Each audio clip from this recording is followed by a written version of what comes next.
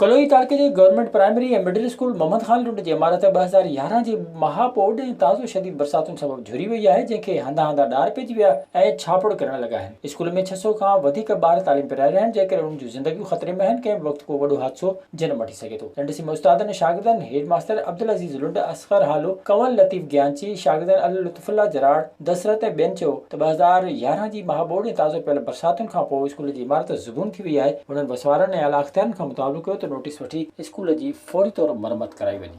त असांजे हिन स्कूल में बिल्डिंग जेको सो सफ़ा किरिक थी वई आहे ऐं उहो मुतालबो असीं कयूं था त असांखे बिल्डिंग जी रिपेयरिंग कराई वञे। ऐं गवर्नमेंट खां इहो अपील कंदुसि त असांजे स्कूल में 600 ॿार ज़ेरे तइलीम आहिनि, जिन जी हयातियुनि खे ख़तरो आहे।